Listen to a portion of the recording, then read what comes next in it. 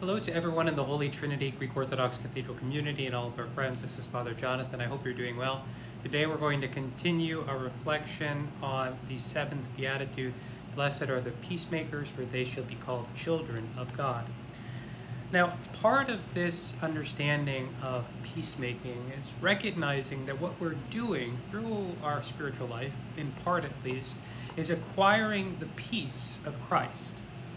And it's important to note that although we are speaking the language of acquiring peace, just like we've spoken language about acquiring other virtues in this video series on the Beatitudes and our video series on the Christian practices or the video series on the fruit of the Spirit, all of these videos are talking about the acquisition of the virtues, well, as something that we're supposed to immediately orient ourselves towards.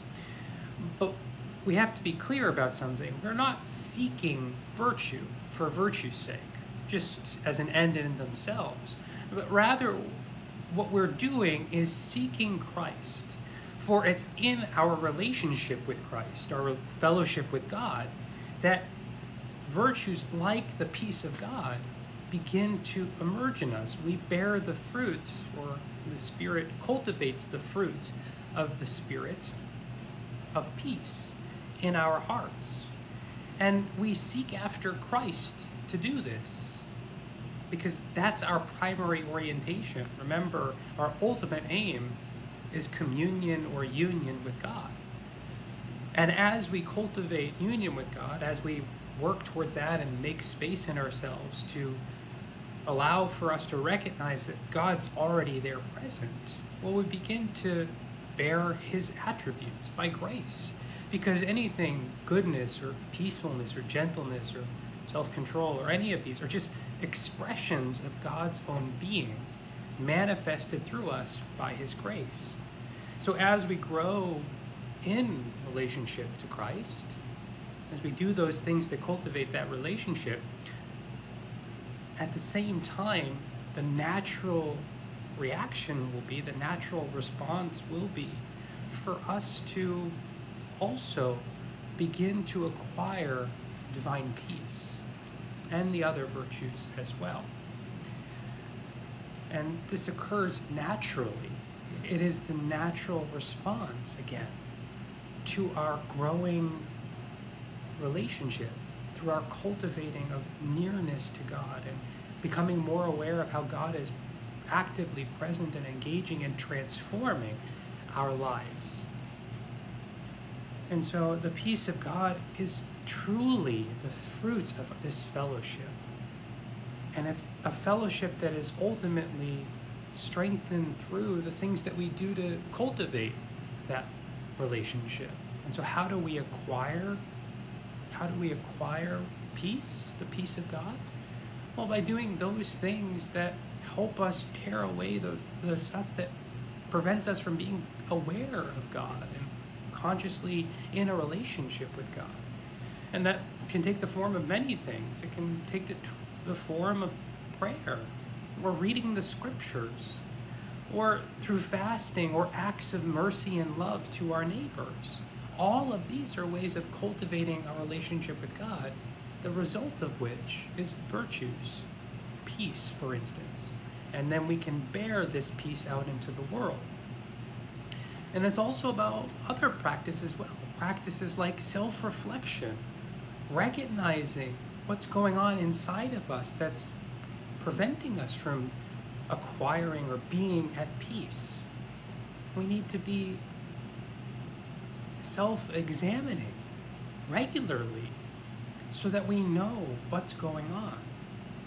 And we have to root out those behaviors that we don't want, our sinful behaviors, our behaviors that separate us from God and one another. And we have to forge a Christian way of life. These practices should begin to cultivate a routine, a way of living our daily lives of faith. Not just something that we casually do and expect to bear fruit.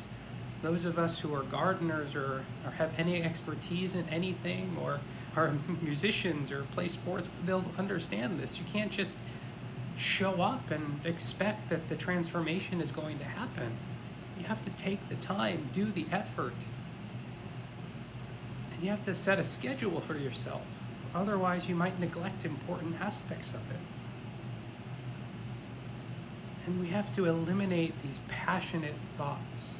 Part of it is guarding our minds and our hearts against anything that would make us think ill of others, or to express any form of ill will or anger or hatred or envy of others.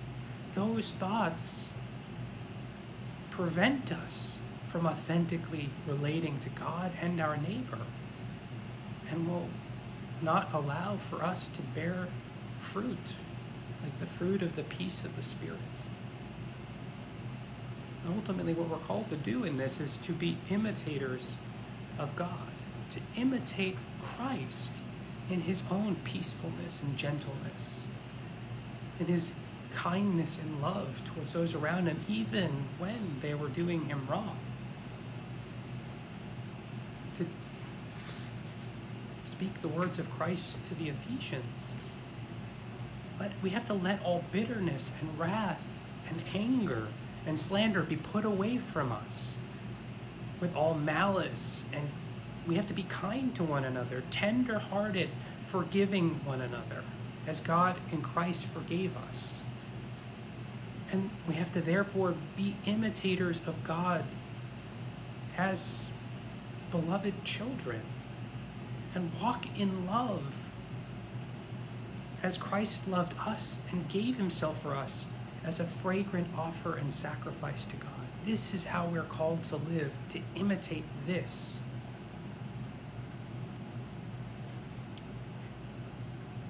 And so there are things that we need to be intentional about and add to our lives in order for this peace to really bear out in us. Tomorrow, or in the next video, we'll talk about what we might need to subtract from our lives to acquire this peace. We're here for you. We love you. Hope you're doing well. Don't hesitate to reach out. If you have any ideas for video topics or questions you'd like me to answer in one of these videos, don't hesitate to email me, frjonathan@htgo.org. You can leave a note in the comments section or a message on social media. Anything at all you'd like for us to discuss, or a theme you want us to do a longer series on, I'd be happy to do that. God bless you. Have a beautiful rest of your day.